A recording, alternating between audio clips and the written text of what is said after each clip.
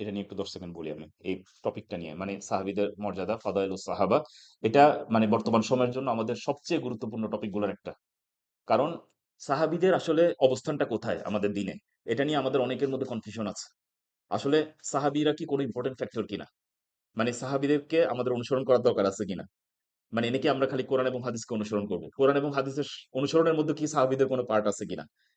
আহলুস সুন্নাহ ওয়াল জামাআহ বলতে কি বুঝায়? এখানে আল জামাআহ শব্দটার সাথে সাহাবীদের সম্পর্ক কি? সাহাবীদেরকে যদি আমরা ডিসকার্ড করে দিই তাহলে দিন থাকবে কিনা? সাহাবীদেরকে যদি কোনোভাবে আমরা তহমত দিতে পারি যে সাহাবীদের মধ্যে প্রবলেম আছে, সাহাবীদের মধ্যে এরকম আছে সেরকম আছে, তাহলে এটা আল্টিমেটলি কিসের উপর ইমপ্যাক্ট করবে? অনেকগুলা জিনিস কিন্তু আমরা জানি না। না জানার কারণে যেটা হয়, আমরা ছোট কিছু বেনিফিট নেয়ার জন্য সাহাবীদেরকে কি করে দেই? উল্টাপাল্টা এটা আমি নিজে ফেস করেছি। যেহেতু আমরা দাওয়াতি ফিল্ডে কাজ করি। মনে করেন আমার দরকার হচ্ছে কোন একটা বিধানকে হালাল করা। সেই হালাল করার জন্য আমি কি করছি? আমি কোন একজন সাহাবী সম্পর্কে একটা উল্টাপাল্টা কথা ছড়ায় দিলাম সমাজের মধ্যে। কিন্তু আপনি সাহাবী সম্পর্কে খালি ছড়ান নাই। আপনি টোটাল ইসলামী কিসের উপর? অনেকগুলা জায়গায় একসাথে ইমপ্যাক্ট করেছেন। আপনি হাদিস শাস্ত্রের উপর ইমপ্যাক্ট করেছেন। কারণ হাদিস কার মাধ্যমে এসেছে? সাহাবীদের মাধ্যমে এসেছে। আপনি কোরআনের উপর ইমপ্যাক্ট করেছেন। কারণ কোরআন কার মাধ্যমে বর্ণিত হয়েছে আমাদের কাছে। কারা কম্পাইল করে আমাদেরকে দিয়েছেন? সাহাবীরা দিয়েছেন। আপনি প্রত্যেকটা জায়গায় অ্যাটাক করছেন যখন সাহাবীদের উপর কি করছেন? অ্যাটাক করছেন। অথচ সাহাবীদের ব্যাপারে আল্লাহ সুবহানাহু ওয়া তাআলা আমাদেরকে কি বলে দিয়েছেন কোরআনের মধ্যে? অন্যদের ব্যাপারে বলেন নাই।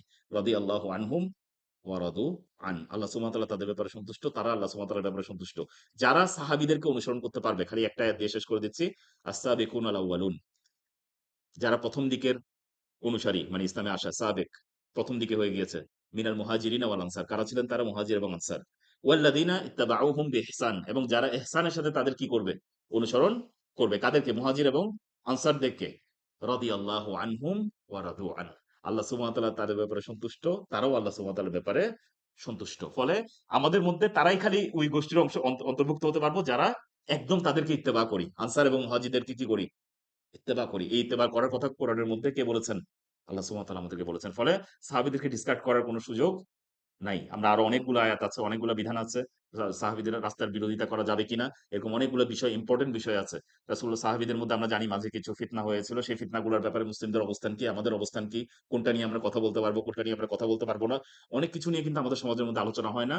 ফলে দেখা যায় যে সাহাবীদের মধ্যে আমরা অনেক লুজ কথা বার্তা বলে ফেলি। সাহাবীদের ব্যাপারে এমন সব কথা বলে ফেলি যে কথাবার্তা অনেক সময় মানে বিধ্বংসী হয়ে যেতে পারে। ফলে এই আলোচনাটা খুবই প্রাসঙ্গিক এবং খুবই জরুরি। আমরা আশা করব যে আপনারা সবাই এটা বেনিফিটটা গ্রহণ করবেন। আমাদের শেখ আব্দুল আলিম মাদানী তিনি ঢাকা থেকে আসবেন এই দার্সটা নেয়ার জন্য। আমরা আশা করি যে আপনারা সম্পূর্ণ সবাই মাত্র বোধহয় ৳১৫০ নাকি? যারা তুল্লাব মেম্বারশিপ আমাদের নরমাল রেগুলার তুল্লাব মেম্বারশিপ আছেন তাদের জন্য খুব সম্ভব ফ্রি। তো আপনারা সবাই এই প্রোগ্রামে ইনশাআল্লাহ অংশগ্রহণ করবেন। আমরা দেখা হবে ইনশাআল্লাহ।